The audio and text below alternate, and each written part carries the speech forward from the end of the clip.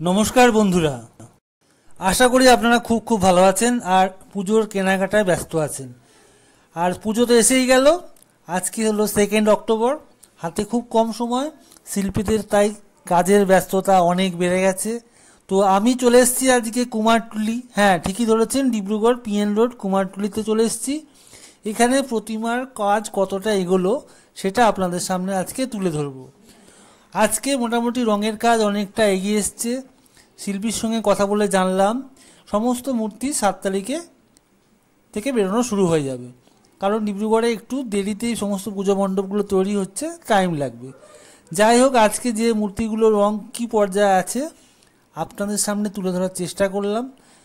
আমি রাত্রেবেলা এসেছিলাম, লাইট জ্বলছে, তো যেটুকু সম্ভব বা যেভাবে সম্ভব আমি আপনাদের সামনে এই মূর্তিগুলো ভিডিও তুলে ধরলাম। আশা করি খুব ভালো লাগবে। মূর্তিগুলোর মুখমণ্ডলের সৌন্দর্য কিন্তু আমাকে অভিভূত করেছে।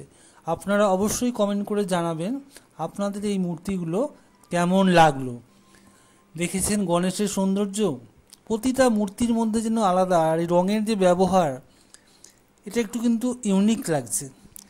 যাই হোক, আমি সমস্ত মূর্তিগুলোকে একটু কভার করার চেষ্টা করব।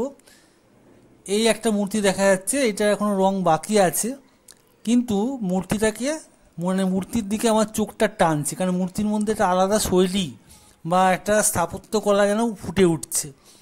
মাটির মূর্তি যেন পাথরে খোদাই করা মূর্তির মতো মনে হচ্ছে, দারুণ লাগছে। এই মূর্তির যে পশ্চার বা ভঙ্গিমা এটা একটু অন্যরকম, খুবই ভালো।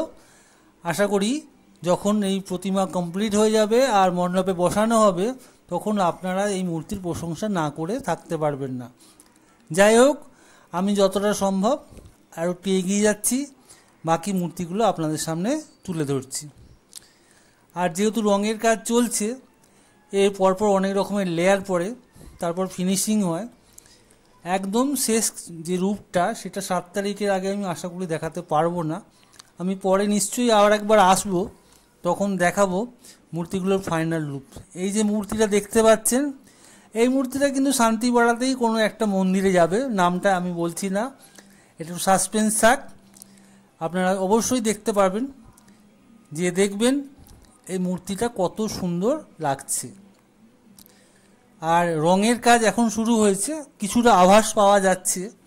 আশা করি পরবর্তীকালে আপনাদের সামনে যখন জিনিসটা উঠবে, তুলে ধরা হবে, ফাইনালি লুকটা অসাধারণ সুন্দর হবে।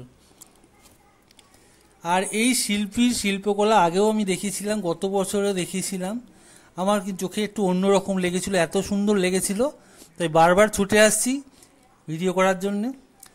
আর এই ভিডিওগুলো যে সমস্ত সাবস্ক্রাইবার বা যারা আমার ভিডিও দেখছে তাদের খুব ভালো লাগছে, তো সেই জন্য আমি আরেকবার চলে এসেছি।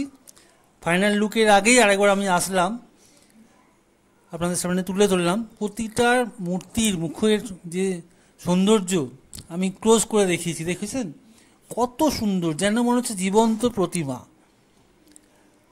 দেখেছেন, এটা হচ্ছে ডিব্রুগড় পিএন রোডের কুমারটুলি, ঠিক আছে।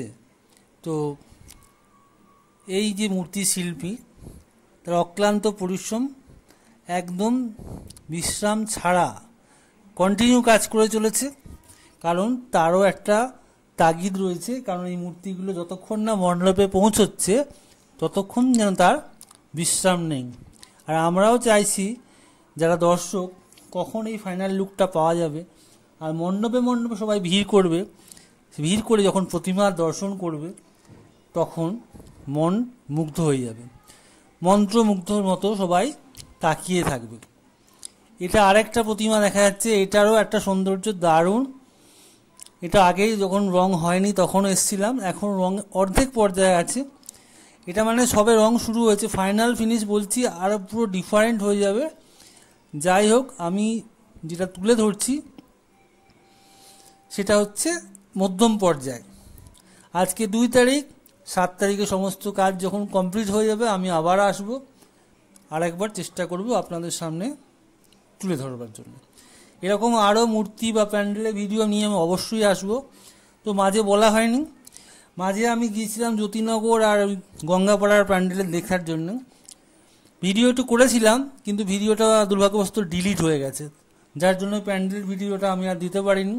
যদিও প্যান্ডেলের কাজ সেভাবে এগোয়নি, ওখানে প্যান্ডেল একটু ধীর গতিতে চলছে। ডিব্রুগড়ে অনেক প্যান্ডেলে দেখলাম সেভাবে, কিন্তু কমপ্লিট হয়নি। তো আর একটু এগিয়ে যাক, তারপরে আমি অবশ্যই প্যান্ডেলের ভিডিও আপনাদের সামনে নিয়ে আসব। আপনারা অপেক্ষায় থাকুন, আশা করি ভালো লাগবে। তবে জ্যোতিনগরের প্যান্ডেলটা গত বছরের চেয়ে এবার একটু ছোটো হচ্ছে, এটুকু আমি আগে থেকেই বলতে পারছি। বাকি প্যান্ডেল ভালোই হচ্ছে। আমি পরবর্তী ভিডিও নিয়ে আসবো, আর মূর্তি শিল্পী অন্যান্যদের কাছেও আমি যাব, যতটা সম্ভব আপনাদের সামনে তুলে ধরব। এই যে মূর্তিগুলো দেখা যাচ্ছে, এই মূর্তিগুলো কোথায় যাবে সেটা আমি ঠিক জানি না, তবে প্রতিটা মূর্তির মধ্যে একটা ইউনিক ব্যাপার রয়েছে বা আলাদা আলাদা ভঙ্গিমা আছে।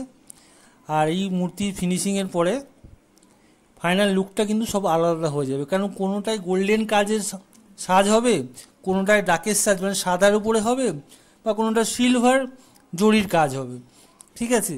আর যেগুলো মাটির কাপড় আছে তাতে তো আলাদা অলঙ্করণ তো হবেই। যাই হোক, সঙ্গে থাকুন, দেখতে থাকুন। আমি পরপর ভিডিও আনতে চলেছি, আশা করি আপনাদের ভালোই লাগবে।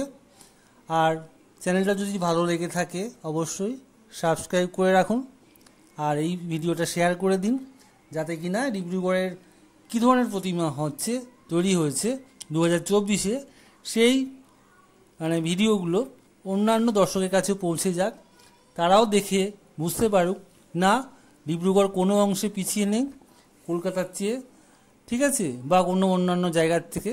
কারণ প্রতিটা জায়গায় যেমন বলে খুব ভালো পুজো হয়, ডিব্রুগড়ে তো আমি আগাগোড়াই জানি খুব ভালো পুজো হয়। এত কাছাকাছি অঞ্চলে এত বেশি পুজো হয়, মানুষ খুব কম পরিশ্রমে অনেক বেশি মূর্তি বা প্যান্ডেল দর্শন করতে পারে, ঠিক আছে।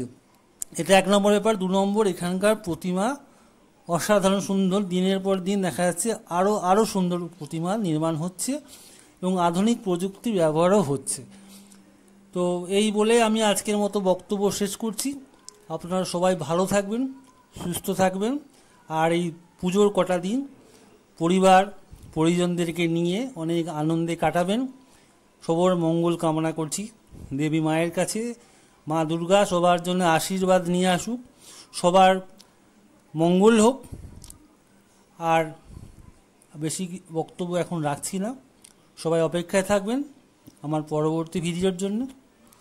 তো আজকের জন্য আমি আপনাদের থেকে বিদায় নিচ্ছি, আর অবশ্যই কমেন্ট করে জানাবেন আপনাদের এই মূর্তিগুলো কেমন লাগলো, ঠিক আছে। তো আজকের মতো টাটা।